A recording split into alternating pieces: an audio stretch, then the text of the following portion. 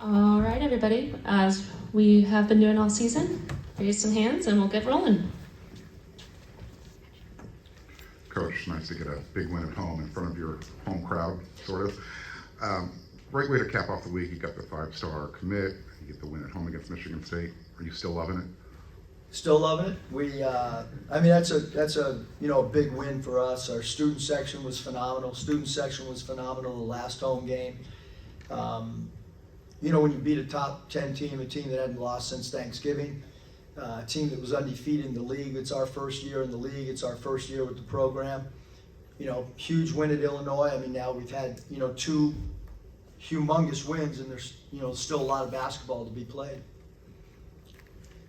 Muss, just in general, what do you hope that this win shows about this program? You've been complimentary of this team's fight and effort all year to do that tonight, and Michigan State not take the lead once. What does it say, and what do you hope it proves about this program? I mean, I think our team is, a confident team. I think, you lose, a hard-fought game against UCLA at home. How are you going to respond? Because we all know there's a rivalry. We all know the history of UCLA. We played hard, just couldn't finish the game. And then how are you going to respond when you have 2 road games coming up and you're playing Michigan State, who's coming in here ultra confident. But they're super fun to coach. And we had our practice the other day was tough. We took off after the UCLA game. And then the next day when we came back, which would have been Wednesday, the guys can tell you. But we had 1 or 2 ways because we're not playing a lot of guys. So if you practice really, really hard, 5 guys that are playing the majority of the minutes got to do all that stuff too. But we just wanted to send a message that, hey, we believe in you. We're not going to say, hey, good job, we played UCLA close. Let's get after it and try to figure out how we can beat Michigan State. And we played a defense that we have not played all year. We did it against Duke last year. And it bothers people, but you can only do it against certain personnel. At one point, I think Michigan State ran a couple zone plays. I could be wrong, but it's a unique defense that it's a huge gamble to play it the way we did, but tonight it ended up, especially early in the game. First half really worked out well. Muss goes down and seems to have, it looked like he hurt his knee pretty seriously, only misses 5 minutes. What did you just see from him today, just fighting through that? Yeah, we had 2 guys that were pretty banged up. Saint was banged up, and then so was Dez, obviously. And anytime it's a knee, you got, concern, but I saw him on the bike, and at that point I'm like, let's go get in. And team doctor said, give us another minute. I don't have another minute to wait. Let's go. But I thought Clark came in and did a great job. He had a backdoor play and steadied our team for a quick minute until Dez got back in there. And then I also think that Sean was phenomenal and a big step, Josh. Anytime you get taken out of the starting lineup and you've started every game, how are you going to respond? And I thought he responded incredible. I really did. He played arguably his best Big Ten game. And he gave us a big lift, not only on the floor, but I thought emotionally pumping his fist and his energy and excitement helped elevate us as well. Congrats on the win. On the stat sheet, this game seemed like an anomaly. You guys, turnovers, paint points, second chance, fast break. You guys came up short on all ends. Did it feel like an anomaly on the sideline? Not really. We were leading the whole game. If someone would have told me, last night when my wife and I were having nice dinner in Manhattan Beach that we'd lead for 38 minutes and 44 seconds, I would probably take that any day. Yeah. But they're a really good team. They're really confident. They have a lot of returning players. Look up and down that roster, how many guys are returning. Then they got a great freshman in Richardson. This is a huge win. I don't know how else to say it, because they're a veteran team. They've been in the Big Ten a long time. They're so well coached, so this is a huge game for us. And you know, the stats, I mean, we started milking the shot clock late in the game, and you know, maybe that had a little to do with some of this, you know, stats being the way they were. But they're really, the way they push the ball, the paint points are even, points off turnovers, we won that battle. Second chance points, we're only -4, which for them, and the size difference in it, we'll take that. It was really the fast break points and the bench points where I thought, you know, they had a large margin on us. Coach, what made your defense so funky, and why was Michigan State the right team to deploy that against? Yeah, I mean, we have paintball / goalie rules, and you know, we didn't come out of the lane against Carr, and same thing with 10 to start the game. So it allowed an extra defender at the rim for us. We took a charge early, probably should have had 3 or 4 more. Like when we go back and watch film, you know, that's an area that we got to get better at it. Like I said, we did the same thing with Duke last year and Mitchell. And then there's a few zone concepts in there as well. So it's really hard to decide what you want to run against that.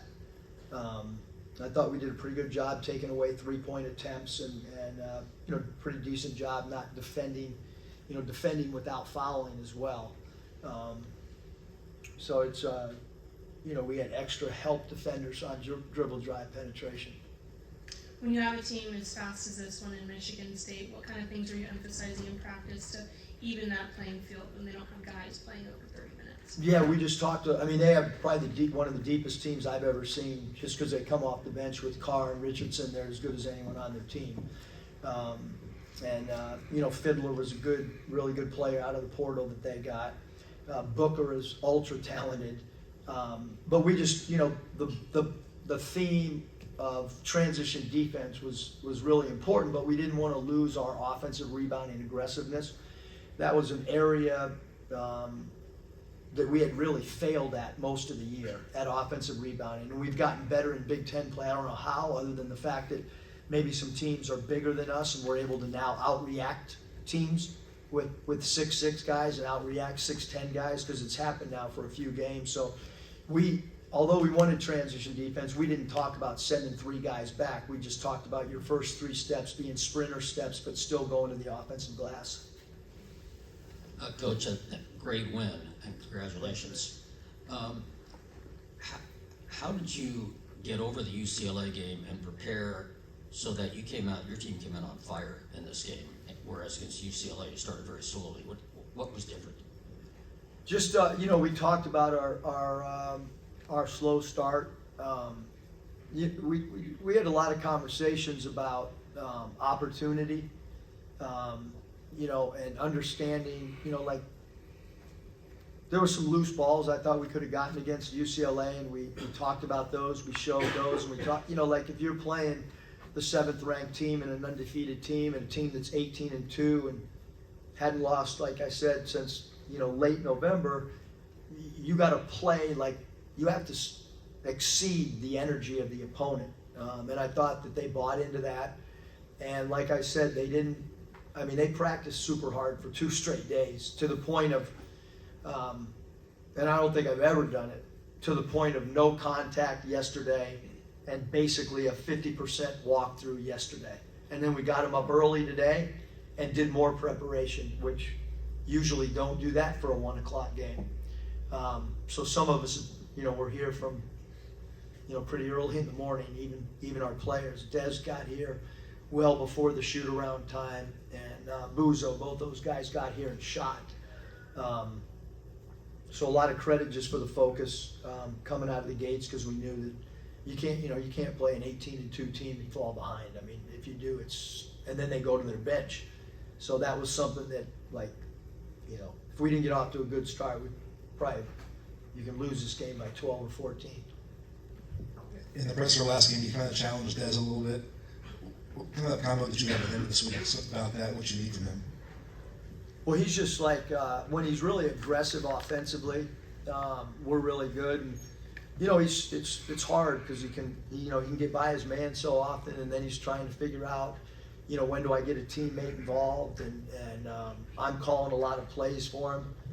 in pick and rolls, and I'm sure he wants to be a great teammate and move the ball, and we want him to be aggressive, and so, you know, it's a balancing act for any scoring point guard, and that's what he is, but I thought his aggressiveness tonight, you know, because he can get to the foul line, a high volume free throw attempt player, as long as we keep our spacing, and then he's got to figure out, and our coaching staff has to figure out during the flow of the game how we keep everybody else engaged when he is getting a play called for him, you know, 60-70% of the game.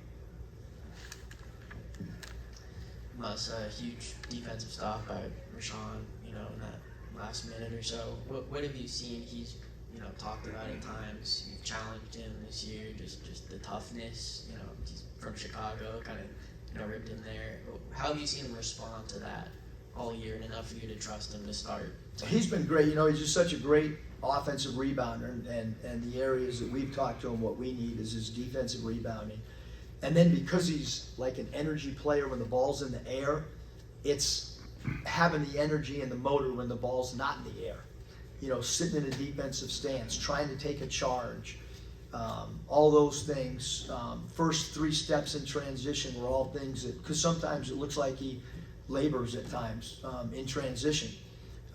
And he's got great agility, great speed, great quickness for his size. So we're just like, hey man, just do it. Play like Dennis Rodman a little bit more. Fly around, cause chaos a little bit more. All right, last question. 2 quick questions. You get Matt Nolan back tonight. What did that mean just for this rotation? And also, you know, obviously it's a huge win in terms of your tournament resume. What do you feel like this team still needs to show over the course of this next month to fortify that resume? Yeah, I mean, I think with Matt, you know, like as soon as he came back, he gives us like this steadiness. He's really good in practice, which it makes our practices better.